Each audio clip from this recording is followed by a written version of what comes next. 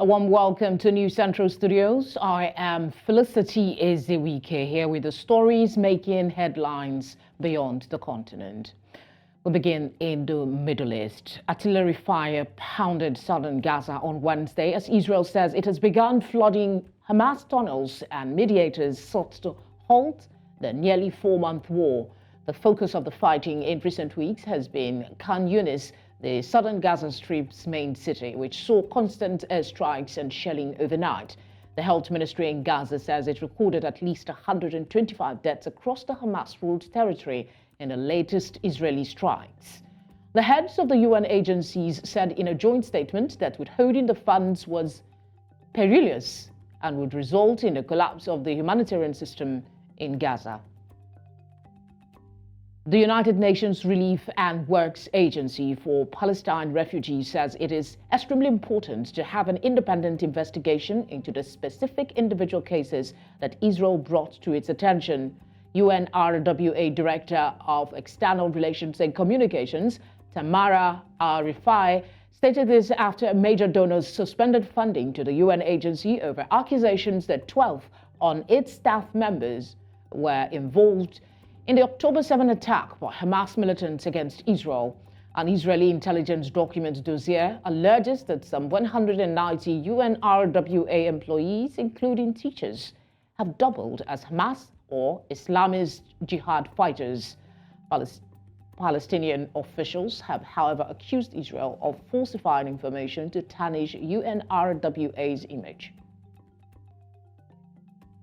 So far have announced the freezing of their financial contributions to UNRWA, and this is extremely damaging.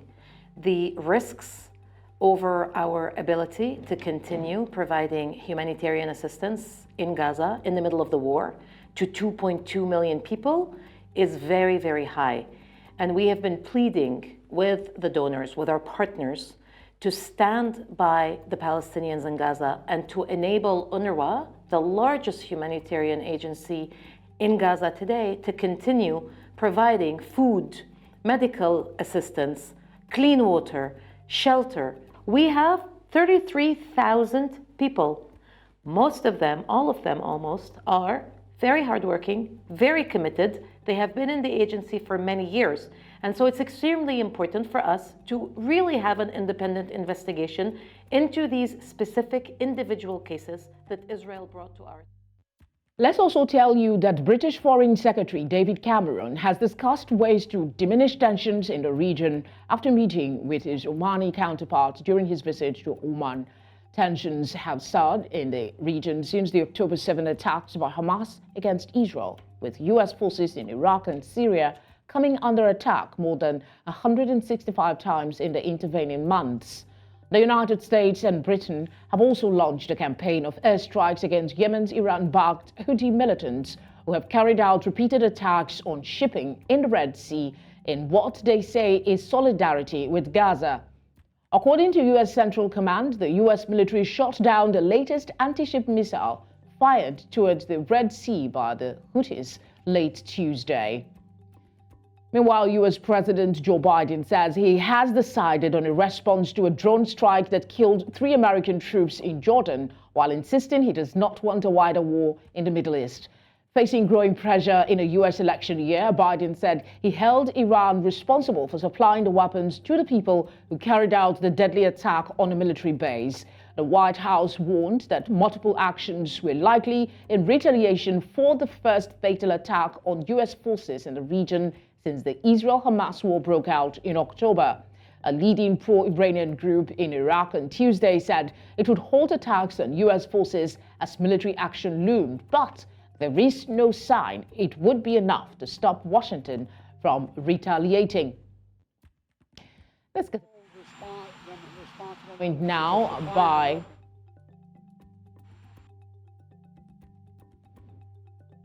hold them responsible in the sense that they're supplying the weapons to the people who did it.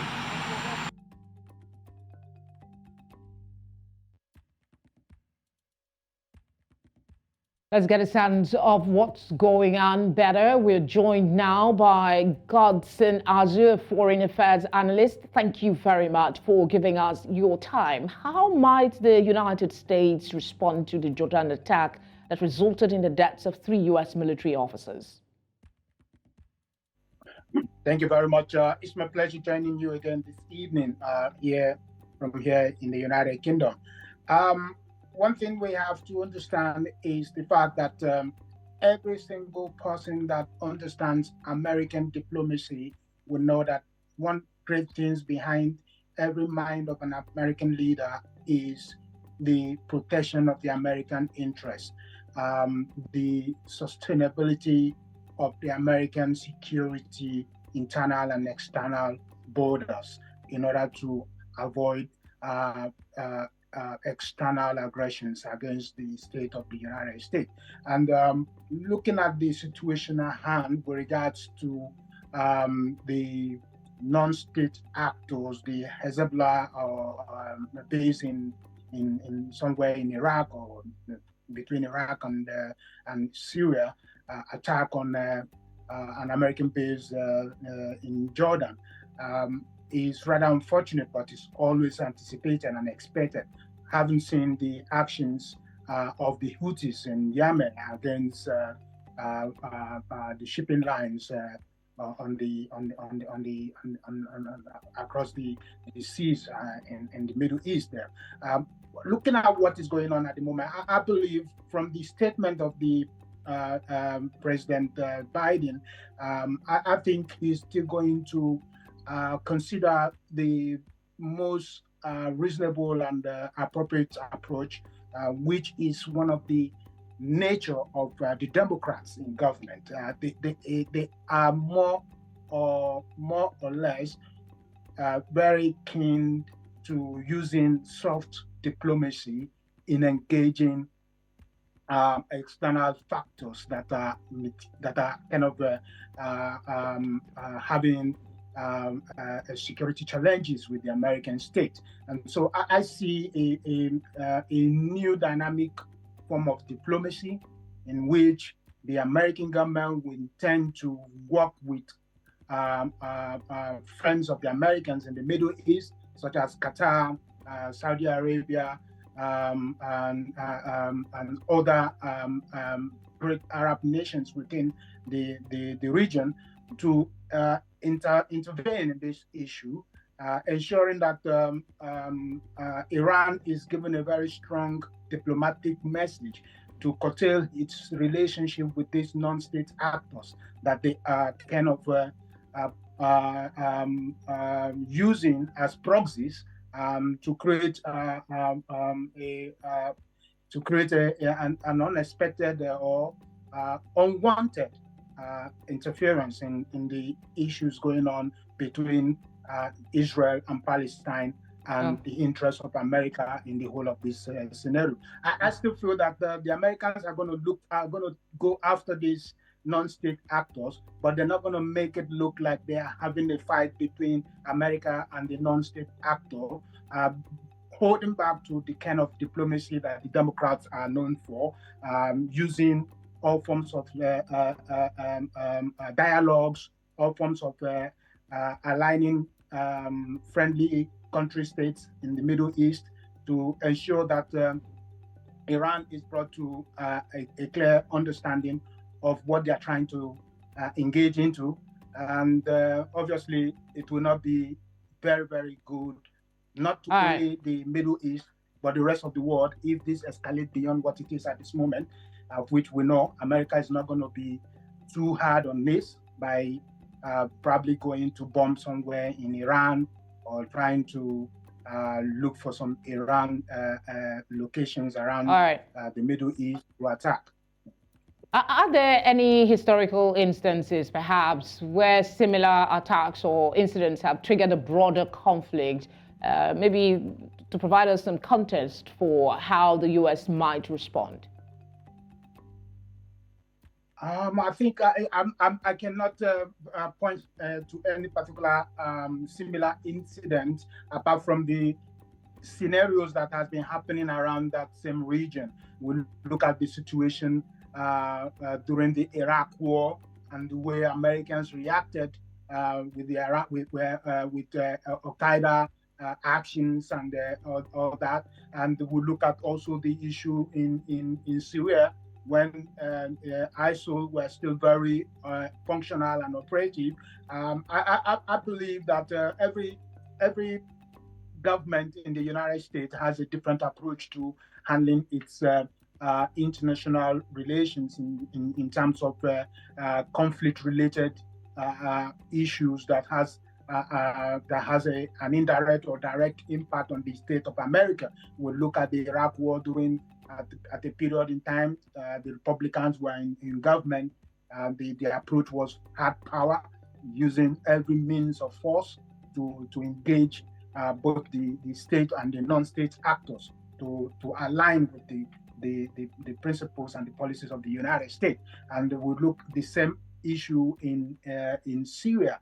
And if you watch the comments of Donald Trump in recent time with this Hezbollah attack on the American base in Jordan, his is that if I was president, this will never happen, because his approach would be absolutely different in reality to what Jordan Biden is the step that Biden is taking at the moment.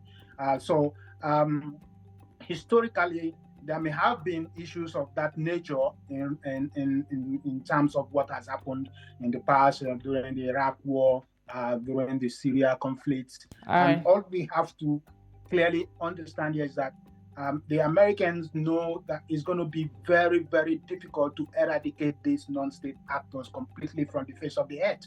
But they need to be able to take an appropriate action against some of the nation states that are supporting these non-state actors, providing them with ammunition, such as what Biden has said there with Iran, with the likes of some other countries that are giving some of these non-state actors influence to act against the United States. Godson, thank you very much for speaking with us. We appreciate your time. Thank you very much. My great pleasure. We'll go on a short break now. We have more stories when we return. Do stay with us.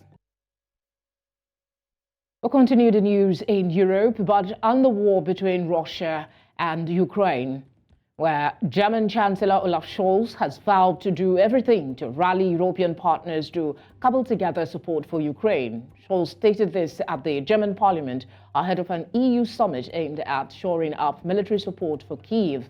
According to him, Germany will do everything to ensure that the joint contribution from Europe is so huge that Ukraine can build on it and that Putin would not be able to count on their support waning at some point.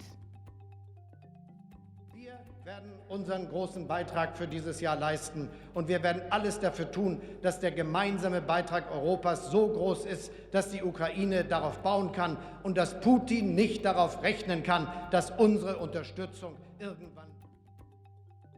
In the meantime, Russian President Vladimir Putin says Russian troops are holding ground around the East Ukrainian town of Avdiivka, an embattled industrial hub. Russia launched a costly bid in October to seize the town that has been caught up in fighting since 2014 after it briefly fell to Moscow-backed separatists. Putin said in a televised event that Moscow's forces broke through the enemy's defenses and reached the outskirts of the town, captured 19 houses and are holding them. Ukraine had said its forces were fending off attacks and holding out against Russia's efforts to surround the town.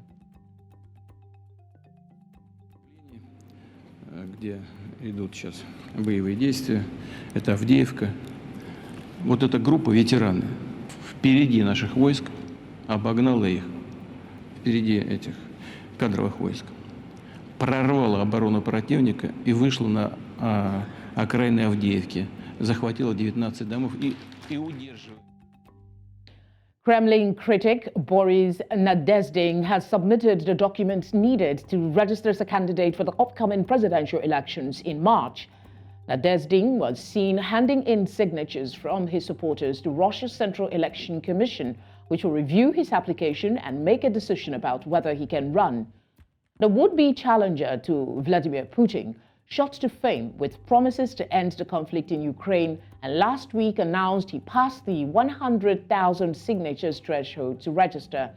He has spent the last 30 years in Russian politics, working as a councillor outside Moscow and briefly serving as a lawmaker in the state. As the Russian Central Election Commission rounds up accepting submissions from candidates, banners and digital displays pop up in Moscow advertising the upcoming vote.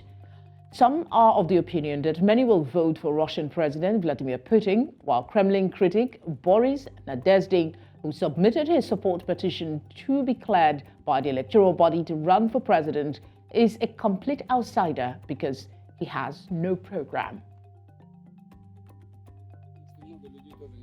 Все устраивали, у всех работа, быт, поэтому тяжело, все пытаются выжить. Нет, я не знаю, многие ставят как раз на Владимира Владимировича, а это просто в последнее время мелькает, но я думаю, что это совершенно аутсайдер. Ну, ни программа, ничего, поэтому... Дай бог, чтобы их не было. Китайская поговорка есть такая, что самое плохое, которое ты можешь пожелать человеку, дай бог, чтобы ты жил во время перемен. In America, chief executives of high-profile social media platforms were grilled by U.S. lawmakers on Wednesday over the dangers that children and teens face on social media platforms. Testifying to senators were Meta CEO Mark Zuckerberg, ex-Linda Yaccarino, Shuzi Chu of TikTok, even Spiegel of Snap, and Discord's Jason Citron. The tech chiefs were convened by the U.S. Senate Judiciary Committee, where they were put to task about the effects of social media in a session titled Big Tech and the Online Child Sexual Exploitation Crisis. The executives are confronting a torrent of political anger for not doing enough to thwart online dangers for children, including from sexual predators, or preventing teen suicide. Lost a door in mid-flight several weeks ago. Nobody questioned the decision to ground a fleet of over 700 planes. So why aren't we taking the same type of decisive action on the danger of these platforms when we know these kids are dying? There's no commission to go to that can punish you. There's not one law in the book because you oppose everything we do, and you can't be sued. That has to stop, folks. How do you expect the people in the audience to believe that we're going to help their families if we don't have some system or a combination of systems to hold these people accountable? Your job is to be responsible for what your company has done. You've made billions of dollars on the people sitting behind them, you here. You've done nothing to help them. You've done nothing to compensate them. You've done nothing to put it right. You could do so here today, and you should. We now head to Asia, where a thick plume of dark gray smoke covered a residential unit in Recto, Manila, after a massive fire engulfed the crowded area. According to the Bureau of Fire Protection, dozens of fire trucks were deployed to fight the blaze, and it took more than 2 hours to bring it under control. Puro kahoy pa naman, kaya mabilis lang yung puro light material kasi yung kaya mabilis na kumalat yung apoy. Wala, sabi makuhan din. Kuhan din sa pakiramdam kasi bakit nangyayari itong ganitong pangyayari hindi inaasahan. Former Pakistan Prime Minister Imran Khan and his wife Bushra Bibi have been sentenced to 14 years in prison a day after he was jailed for 10 years. Khan, who was ousted as Prime Minister by his opponents in 2022, is already serving a 3-year jail term after being convicted of corruption. On Tuesday, he was sentenced for leaking state secrets, and on Wednesday, given another 14 years for a graft case. Khan has said the numerous cases against him are politically motivated. These latest convictions come just a week ahead of Pakistan's national elections on February 8, a vote where he is barred from standing. Myanmar's National Defense and Security Council agreed on Wednesday to extend the state of emergency by 6 months, delaying elections the military has promised to hold. The military declared a state of emergency when it ousted Aung San Suu Kyi's government in February 2021, triggering mass protests and a crackdown on dissent. It has extended the state of emergency multiple times since as it battles armed opposition to its coup across swathes of the country. Myanmar's military drafted 2008 constitution, which the junta has said is still in force, requires authorities to hold fresh elections within 6 months of a state of emergency being lifted. According to a local monitoring group, more than 4,400 people have been killed in the military's crackdown on dissent. China's foreign ministry says that Afghanistan should not be excluded from the international community after President Xi Jinping was presented with credentials from the Taliban government's envoy to Beijing. The ministry's spokesperson, Wang Wenbin, said China has always pursued a friendly foreign policy towards all Afghan people and has maintained diplomatic relations and exchanges in various fields with Afghanistan. While most of the world treats Afghanistan's Taliban government as a pariah, China is growing diplomatic and economic links, top-level meetings between officials, new mineral deals, and the upgrading of transport routes between the two countries are regularly championed by Taliban government officials. 对阿富汗的政策是一贯明确的。作为阿富汗传统友好邻邦，中方始终奉行面向全体阿富汗人民的友好外交政策，同阿富汗保持外交关系和各领域交流合作。中方接受阿富汗历史政府派遣新任驻华大使。 And that's all on Beyond the Continent at this hour. Do send your eyewitness report to the number that's been displayed on your screen. You can follow us on social media at News Central TV. You can watch News Central live on DSTV channel 422, Star Times channel 274, Apple TV, and on YouTube. As always, thank you for watching.